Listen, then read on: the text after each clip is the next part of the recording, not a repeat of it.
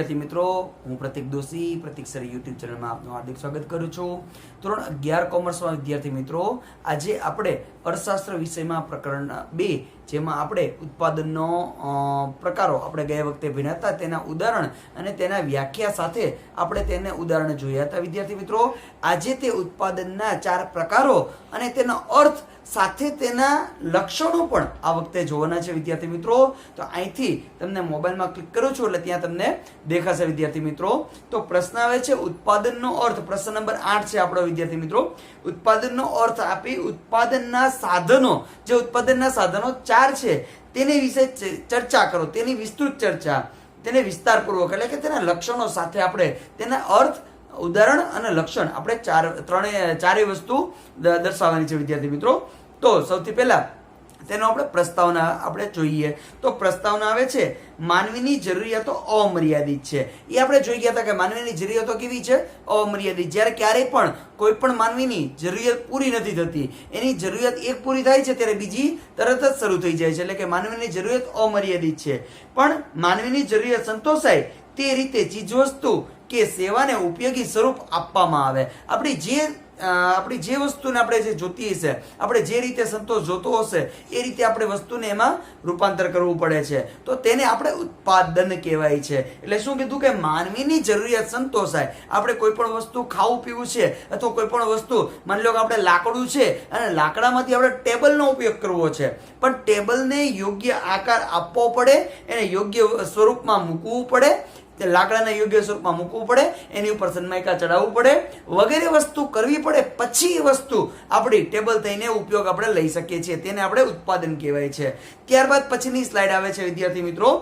ઉદાહરણ તરીકે લાકડાને ખુરશી સ્વરૂપમાં, જેમ મેં અહીંયા ટેબલ કીધું છે, હવે અહીંયા આપણે ઉદાહરણમાં ખુરશી સ્વરૂપ કે ખુરશી સ્વરૂપમાં ફેરવવામાં આવે તો વસ્તુના સ્વરૂપ, સમય, સ્થળમાં ફેરફાર કરવાથી વસ્તુનું સ્વરૂપ ફેરફાર કરવું પડે, પછી એનો સમય ફેરફાર કરવો પડે અને સ્થળ ફેરફાર, તેના તુષ્ટિગુણમાં વધારો થાય છે। ક્યારેક આપણને ખુરશીમાં બેસવો ખૂબ જ સમય ગમે છે અને ક્યારેક આપણને નથી પણ ગમતું, તો સમય ચેન્જીસ થાય તો પણ વસ્તુમાં ફેરફાર થાય છે, તેનું સ્થળ ફેરફાર થાય તો પણ એના તુષ્ટિગુણ, તેનો જે સંતોષ છે એમાં ફેરફાર થતો હોય છે। ત્યારબાદ આવે છે ઉત્પાદનનો અર્થ। ઉત્પાદનનો અર્થ એટલે કે ચીજ વસ્તુ માનવીની જરૂરિયાતને સારી રીતે સંતોષાઈ શકાય તે માટે તેના સ્વરૂપમાં ફેરફાર કરી, જે ચીજ વસ્તુ ઓરિજિનલ કાચો માલ જે છે એને આપણે જે સ્વરૂપમાં ફેરફાર કરવો છે, આપણે જે પ્રમાણમાં એને જોવે છે તે પ્રમાણમાં એને ફેરફાર કરી, તેનું સ્વરૂપ ફેરફાર કરી તુષ્ટિગુણનું સર્જન કરવું। આપણે જે વસ્તુનું જે પ્રમાણમાં સંતોષ મેળવવો હોય તેને આપણે સ્વરૂપમાં ફેરફાર કરવો, તેને આપણે સાદી ભાષામાં તેને ઉત્પાદન તરીકે કહી શકીએ વિદ્યાર્થી મિત્રો। ત્યારબાદ હવે આવે છે ઉત્પાદનના સાધનો। ત્યારબાદ ત્રીજી સ્લાઇડ આવે છે ઉત્પાદનના સાધનો। ઉત્પાદનના સાધનો મુખ્યત્વે 4 છે: જમીન, મૂડી, શ્રમ અને નિયોજક। એટલે કે આ ખુરશીના 4 પાયા, જે આગળ આપણે જોઈ ગયા છીએ પ્રશ્ન કે 4 પાયામાં એક પણ વસ્તુ ન હોય તો ઉત્પાદન થઈ શકતું હોતું નથી। તો ઉત્પાદનના મુખ્યત્વે 4 સાધન, પહેલું છે જમીન, બીજું મૂડી, ત્રીજું શ્રમ અને ચોથું આવે છે નિયોજક। નિયોજક એટલે કે ઉત્પાદક, જે વ્યક્તિ ઉત્પાદન કરનાર છે તેને આપણે ઉત્પાદક તરીકે ઓળખી શકાય છે। એક સરખું મહત્વ છે, આ ચારેય સાધનોનું ઉત્પાદન કરવામાં એક સરખું મહત્વ, એટલે કે દરેકનો જે મહત્વ, દરેકનો જે ભાગ ઇન્વોલ્વ થાય છે ને એ બધી વસ્તુ એક સરખી માનવામાં આવે છે। વળી એટલે કે આમાંથી એક પણ વસ્તુ ન હોય તો ઉત્પાદન થઈ શકવાની શક્યતા રહેતી નથી। વળી ઉત્પાદનના ચારેય સાધનોનો જેટલો ફાળો આપ્યો હોય તે પ્રમાણે તેઓને વળતર મળે છે। આપણે જમીન છે તો જમીનનું વળતર શું હોય છે? એનું ભાડું હોય છે। મૂડી હોય તો મૂડીનું વળતર શું હોય છે? એનું વ્યાજ હોય છે। શ્રમ હશે તો શ્રમિક, એક કોઈ પણ વ્યક્તિ કામ કરનાર છે તો એને વેતન અથવા મજૂરી મળતી હશે, અને નિયોજક તો એ નફાનો હકદાર। એટલે કે ચારેય વસ્તુ છે ને એ ચારેયને કોઈક ને કોઈ ભાગે એને એમાં વળતર સ્વરૂપે કાંઈક ને કાંઈક રકમ મળતી હોય છે। આગળ આપણે જોઈએ તે પ્રમાણે તેઓને વળતર મળે છે।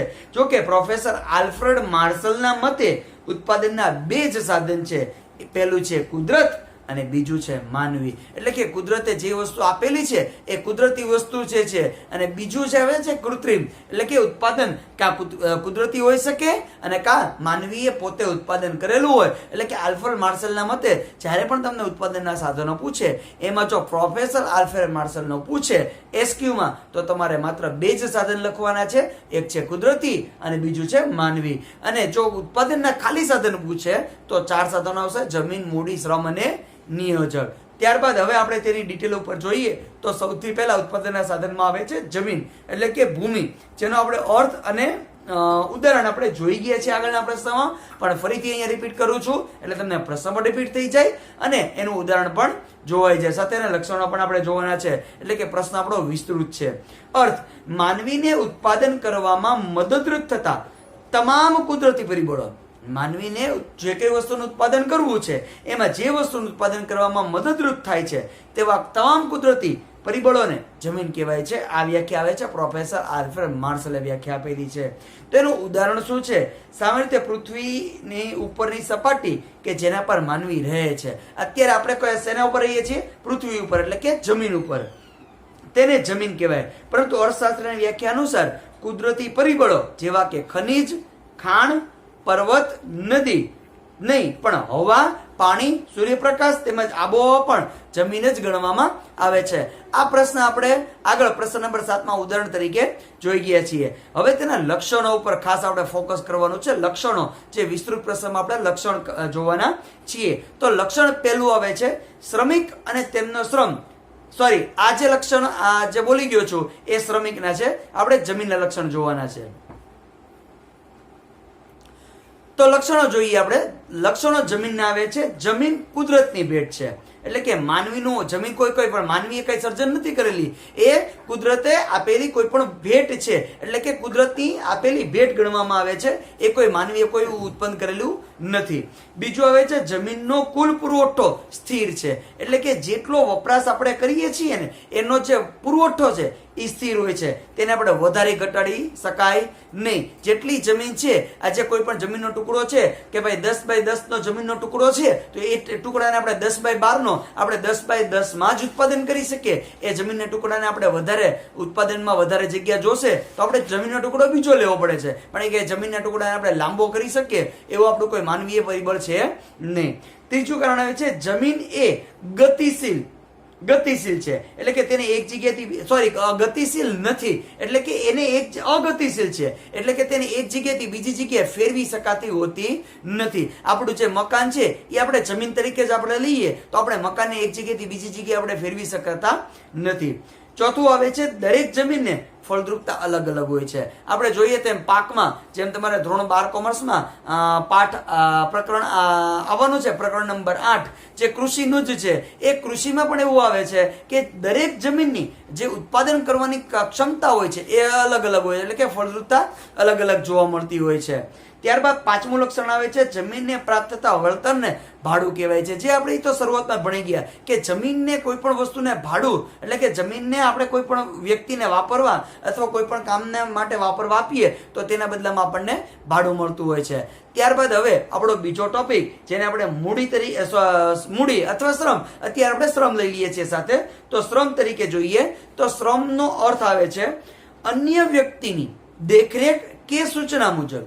કોઈ એક મોટો વ્યક્તિ છે, એટલે કે બિઝનેસમેન કે ઉદ્યોગપતિ છે, એ એના નાના એનાથી નીચેના જે કર્મચારી છે એને માત્ર ઓર્ડર કરે છે કે તારે આ કામ કરવાનું છે, અને માત્ર એને વળતર, એ માત્ર વ્યક્તિ શું કરે છે? વળતરની અપેક્ષા ધરાવતો હોય છે. વળતર મેળવવાની અપેક્ષા કરવામાં આવતું શારીરિક કે માનસિક કાર્ય. કોઈ વ્યક્તિ શારીરિક પણ કામ કરતો હશે, કોઈ માનસિક કામ પણ કરતો હશે, તો બંને એ શ્રમ કહેવાય છે અને તે કરનાર વ્યક્તિને શ્રમિક તરીકે કહેવામાં આવે છે. ઉદાહરણ માનસિક કાર્ય કરતા પ્રોફેસર કે શિક્ષક કે શારીરિક કાર્ય કરતા કોઈ પણ મજૂર છે, કામદાર છે, એ શારીરિક કાર્ય કરતા હોય છે. તો આ એના ઉદાહરણ જે આપણે પ્રશ્ન નંબર 7માં જોઈ ગયા છીએ. તો હવે તેના લક્ષણ કયા આવે છે એ લક્ષણની પછીની સ્લાઇડમાં જોઈએ. તો લક્ષણમાં આવે છે કે પેલું શ્રમિક અને તેમનો શ્રમ બંને અવિભાજ્ય છે. એવું તો કોઈથી થઈ શકતો નથી કે શ્રમિક જે છે એને બે ભાગલા પાડી દો કે એક અડધો જીવ છે એ ઓલી જગ્યાએ કામ કરે ને અડધો જીવ છે એ ઓલી જગ્યાએ કામ કરે.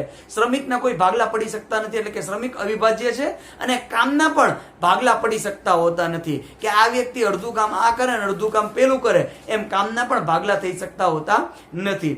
બીજું આવે છે શ્રમ નાશવંત હોય છે, આથી તેનો સંગ્રહ કરવો શક્ય નથી. એટલે કે એક કામ કોઈ પણ છે એ કામ પૂર્ણ થાય એટલે કે એનું વળતર મળી જાય એટલે કે શ્રમ નાશવંત થઈ જાય છે. એનો આપણે સંગ્રહ કે આ કામ હું કદાચ 2 દિવસ પછી કરીશ તો ચાલશે, એ ચાલે તો કરી પણ એ શ્રમ જે પહેલા જેવું હતું એના જેવું થઈ શકતું નથી. એટલે કે શ્રમને આપણે નાશવંત તરીકે ગણી શકાય. ત્રીજું આવે છે સામાજિક માનસિક કારણો શ્રમની ગતિશીલતાને અસર કરતા હોય છે. આપણે કોઈ સામાજિક પરિસ્થિતિ અથવા માનસિક રીતે કોઈ પણ આપણે વિચાર કરતા હોય તો આપણે કામ સારી રીતે કરી શકતા હોતા નથી. એટલે એનું કારણ, એનું લક્ષણ શું કીધું કે સામાજિક માનસિક કારણ. કોઈ પણ વ્યક્તિ માનસિક રીતે પીડિત હોય અથવા ચિંતિત હોય તો પણ એ સારી રીતે પોતાના કામમાં વ્યસ્ત રહી શકતો નથી અને સારી રીતે પોતે કામ કરી શકતો હોતો નથી. શ્રમિકનો ચોથું આપણે લક્ષણ આવે છે દરેક શ્રમની કાર્યક્ષમતા અલગ અલગ હોઈ શકે. એટલે કે દરેક વ્યક્તિ એક સરખું કામ નથી કરી શકતો, દરેક વ્યક્તિની કાર્યક્ષમતા અલગ અલગ હોઈ શકે છે. એટલે કે દરેકને વળતર પણ અલગ અલગ મળતું હોય છે, કેમ કે કામનું પ્રમાણ જે રીતે કેમનું કામ હોય છે એ રીતે એને વળતર એ રીતે મળતું હશે. પાંચમો મુદ્દો આવે છે શ્રમના પુરવઠાનો આધાર વસ્તી ઉપર છે. એટલે કે આપણું કામ છે એ સામેની વસ્તી કેટલી છે, એનું કામ કેટલું છે એના ઉપર આપણો શ્રમનો પુરવઠો રહેતો હોય છે. એટલે કે કામ વધુ છે કે ઓછું છે. છઠ્ઠું, શ્રમની સામે જે વળતર ચૂકવવામાં આવે છે તેને વેતન અથવા મજૂરી તરીકે ઓળખવામાં આવે છે. હવે ત્રીજો મુદ્દો આવે છે આપણો મૂડી. અર્થ. સૌથી પહેલા એનો આપણે અર્થ જોઈએ. એવી ભૌતિક વસ્તુ કે જેનું ઉત્પાદન માનવી દ્વારા કરવા. મૂડી કોઈ કુદરતી વસ્તુ નથી, જમીન એ કુદરતી વસ્તુ, પણ મૂડી એ માનવી ઉત્પન્ન કરેલી વસ્તુ છે. એટલે કે કોઈ કુદરતી વસ્તુ નહીં પણ કૃત્રિમ તરીકે પણ ગણી શકાય. એવી ભૌતિક વસ્તુ છે જેને દ્રશ્ય છે. મૂડી છે ને એ આપણે જોઈ શકીએ છીએ અને અડી શકીએ છીએ, તેનો અનુભવ કરી શકીએ છીએ. ભૌતિક વસ્તુ જેનું ઉત્પાદન માનવી દ્વારા કરવામાં આવ્યું. અહીંયા મૂડી એટલે માત્ર પૈસા નહીં, માત્ર રૂપિયાને આપણે મહત્વ નથી આપવાનું. કોઈ જમીન, મકાન, ફર્નિચર, વાહન એ પણ આપણે મૂડી તરીકે લઈ શકીએ. અને તે વધુ ઉત્પાદન કરવામાં પણ મદદરૂપ થાય. એટલે કે યંત્રો, મશીનરી એ પણ આપણું ઉત્પાદન કરવામાં મદદરૂપ થાય તો તેને પણ આપણે મૂડી કહી શકાય. એનું ઉદાહરણ ટ્રેક્ટર એ આપણી મૂડી જ કહેવાય કે જેનું ઉત્પાદન માનવી દ્વારા કરવામાં આવ્યું હોય અને તે વધુ ઉત્પાદન કરવામાં પણ તે મદદરૂપ થતું હોય છે. એનું ઉદાહરણ થયું. ત્યારબાદ હવે તેના લક્ષણો ઉપર જઈએ. ત્યારબાદ હવે મૂડીના લક્ષણો. તો મૂડી એ માનવ દ્વારા સર્જન કરાયેલું માનવ સર્જિત સાધન છે. એટલે શું કીધું છે પહેલા જ આપણે મૂડીની શરૂઆતમાં જોઈ ગયા હતા કે મૂડી એ માનવ સર્જિત છે, એ કોઈ પણ વસ્તુ કુદરતી છે નહીં. બીજું જ લક્ષણ આવે છે ઉત્પાદનના તમામ સાધનોમાં મૂડી એ સૌથી ગતિશીલ સાધન છે. એટલે કે મૂડી એ કોઈ પણ જગ્યાએ, અહીંયા આપણે જમીન કે મકાન લઈએ પણ એ ગતિશીલ નહીં આવે, પણ એ મૂડી કહી શકાય. કે હવે આપણે પૈસાના સંદર્ભમાં જોઈએ કે મૂડી એ સૌથી ગતિશીલ સાધન. એટલે કે એક જગ્યાએથી બીજી જગ્યાએ એને ટ્રાન્સફર કરવા હોય તો તાત્કાલિક એ આપણે રૂપિયા ટ્રાન્સફર કરી એટલે મૂડી એવી રીતે પણ ટ્રાન્સફર કરી શકાય. મૂડી એ અછત કે અભાવ ધરાવતું સાધન છે. એટલે કે ક્યારેક એ અછત પણ ઊભી કરી શકે છે. જો આપણે સંપત્તિ તરીકે ન સાચવેલી હોય તો એ અછત તરીકે પણ બની શકે છે. અને મૂડીનું વળતર વ્યાજ તરીકે સંબોધવામાં આવે છે. એટલે કે ક્યાંય પણ આપણે મૂડી રોકેલી હશે તો એને વ્યાજ ગણવામાં આવે છે. ચોથો મુદ્દો આવે છે વિદ્યાર્થી મિત્રો નિયોજક. નિયોજક એટલે કે ઉત્પાદક. જે વ્યક્તિ ઉત્પાદન કરનાર છે તેને આપણે ઉત્પાદક અથવા નિયોજક તરીકે ઓળખી શકાય. અર્થ. ઉત્પાદનના 3 સાધનો જમીન, મૂડી અને શ્રમ ત્રણેયનું સંયોજન કરીને ઉત્પાદન પ્રક્રિયા હાથ ધરનાર વ્યક્તિને ઉત્પાદક અથવા નિયોજક કહેવાય છે. તેનું ઉદાહરણ નાની પેઢીથી શરૂ કરીને કંપનીના માલિક, નિયોજકો ઉત્પાદનના 3 સાધનોનું સંયોજન કરતા હોય છે.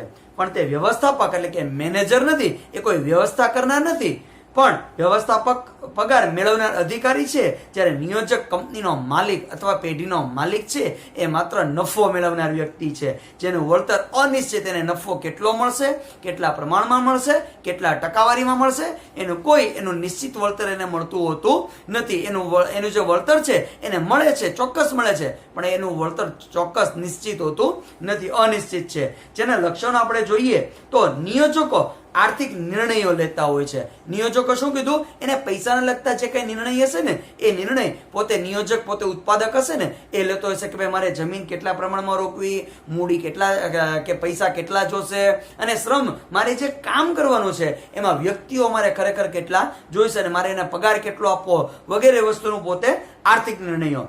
બીજો હોય છે નિયોજકો ધંધાનું જોખમ ઉઠાવતા હોય છે. ક્યારેક નિયોજક હશે એ ધંધાનું જોખમ એટલે કે ક્યારેક ધંધો છે તો એમાં ક્યારેક દરેક વખતે નફો થાય એવું જરૂરી નથી. જમીન છે એનું નિશ્ચિત ભાડું છે, મૂડી છે એનું નિશ્ચિત વ્યાજ મળતું હોય છે, શ્રમિક પોતાનું કામ કરીને વયો જાય એટલે કે નિશ્ચિત વળતર તરીકે એને વેતન મળતું હોય, પણ નિયોજક એનું ઉત્પાદન થઈ જાય છે પણ નિયોજક તરીકે એને ચોક્કસ વળતર નફો મળશે જ તે એવું ચોક્કસ હોતું નથી. એટલે કે ક્યારેક ધંધાનું જોખમ પણ એ ખોટ તરીકે પણ ઉઠાવતા હોય છે.